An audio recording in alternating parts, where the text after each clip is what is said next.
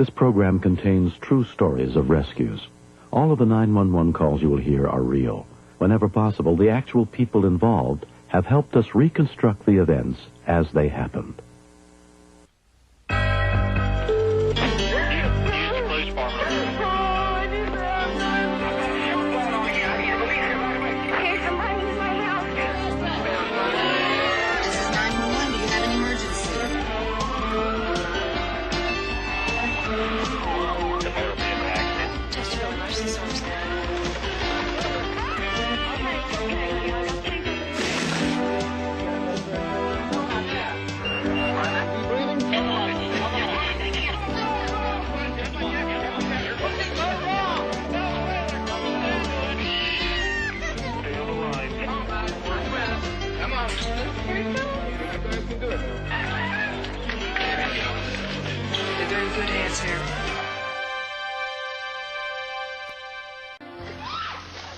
On a hot day in May of 1991 in the suburbs of Greenville, South Carolina, some friends from the local high school band gathered at a backyard pool to try to cool off.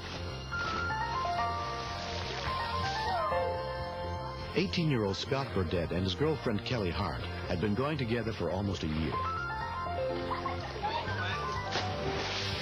Several guys were having a contest trying to show off just cannonballs and whatever. They could think that they were making them up. Scott was one of the bigger goofballs. We were all on the side watching them, and then Scott dove off.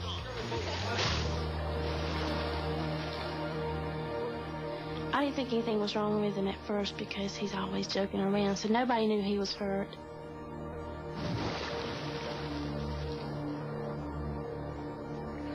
Help! Somebody, help! And I go over there and I grab him by the waist, and he said his neck is hurt. And then he said, Kelly, I couldn't move. And I was scared, just real scared. Krista, he hurt his neck! Kelly called for Scott's sister, Krista. I went over there to him. She was holding him up, and I kind of just put my hands on his back, and I asked him, I said, Scott, are you really hurt? Because he plays around so much. But he was like, yeah, man, I'm really hurt. He was serious. Call for help! Get him out of the pool! No, leave him alone! And somebody told me to get him out of the swimming pool. I said no. I had been in a class, and 2 EMS workers had told us to not move the victim in case of head and spinal cord injuries that could cause paralysis. Mom, Scott hit his head on the bottom of the pool. He's hurt pretty bad. A call to 911 was made almost immediately. 911 emergency. Greenville County Dispatcher Carolyn Northway took the call. All right. Is the person who's injured himself, is he still in the pool? Right away, she said it is a diving accident, which led me to believe possibly paralysis. The uppermost in my mind was not to get him out of the pool until our trained personnel arrived, where we could secure his neck and get him out without further damaging him. Rescue units from the Berea Fire Department and Greenville County EMS were dispatched to the scene. I just started realizing that he was really hurt. And I was trying not to cry or anything. And we kept shaking. We were trying to be still, but we kept shaking. I was crying, I was shaking, and I was scared that I was going to move him. I had to be calm because if I had moved, I could have hurt him very badly. One of Scott's friends called his mother, Erlette Burdett. I'm a nurse, and I know the things that happens usually when kids or people jump into a pool and hurt their neck. And so the first thing I did was say a prayer, and then just got in the car and went over there.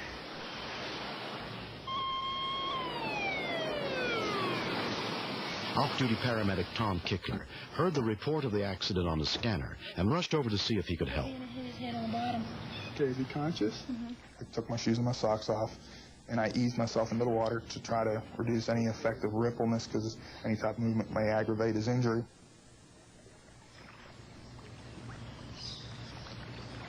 Okay, sir, how you doing, bud? I'm still here. Are you having any trouble breathing at all or anything like that? No.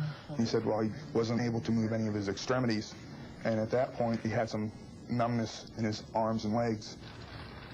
When the medic unit arrived, EMS supervisor Bill Markley took charge. Yeah, we got a possible spinal injury. Jumped in the pole, struck his head. No loss of consciousness. He's got some tenderness in the C-spine. The head mobilization was taken over by Tom, and then the cervical collar was applied to Scott at that time. Scott, it's going to be a little uncomfortable, but it's going to keep your neck from moving. Once we got everybody assembled, we had sufficient personnel in the pool to handle the situation. We rotated Scott onto his back, being very careful to keep his head in alignment with his body. And then we floated the backboard under him and secured him in a reeve sleeve, which completely mobilizes the body from head to toe. Scott's mother arrived just as the paramedics were ready to remove him from the pool. I just went over to him and told him that I was there. As I looked at him, I could see fear in his eyes, but he was very quiet. He didn't try to speak or anything. First, 1, 2, 3. It was hurting to see my brother being taken away. It was like I kept trying not to cry before, but then when we got on the deck, I don't know, I guess it just all started coming out. We had a friend whose brother-in-law had had a motorbike accident, and he was paralyzed from it.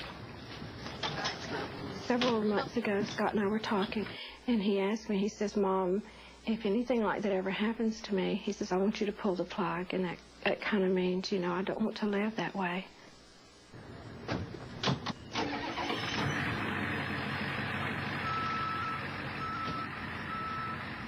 I was thinking that he wasn't going to get to do the stuff that he wanted to do, go to college, get to do what he planned on doing, and I wasn't sure what was going to happen between us. Scott was transported to Greenville Memorial Hospital, where he was examined by neurosurgeon O.M. Ballinger. The x-rays showed that he had a broken neck. If he were allowed to bend his head forward about another quarter of an inch at the scene, he probably would have been permanently paralyzed. Kelly deserves a lot of credit. She resisted the attempts and the pleas of other teenagers at the scene to remove him from the pool. And had Kelly done so, the outcome would have been tragically different, I'm sure.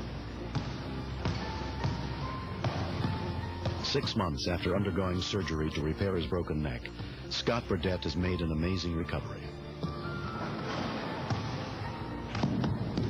I really love Kelly a lot, and I really do appreciate she saving my life. And, I mean, there's not really words that you can say for stuff like that. He's always treated me nice, but I think he seems sweeter, I guess you'd say, to me. I was going to stay with him even if he was paralyzed, and I think that's what was going through his mind, too. That he was scared that he was going to lose me also, but I was going to stick through him no matter what happened. I feel closer to Kelly than anybody he's ever dated, just because I know that she cares about him, and I trust her more than I do anybody else.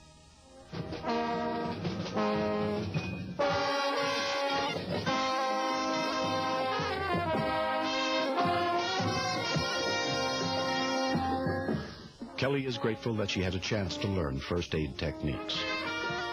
I think the lesson is that, you know, pay attention to anything, because I had no idea when I was sitting there listening to them, I had no idea that I was going to be using the procedures that I had learned.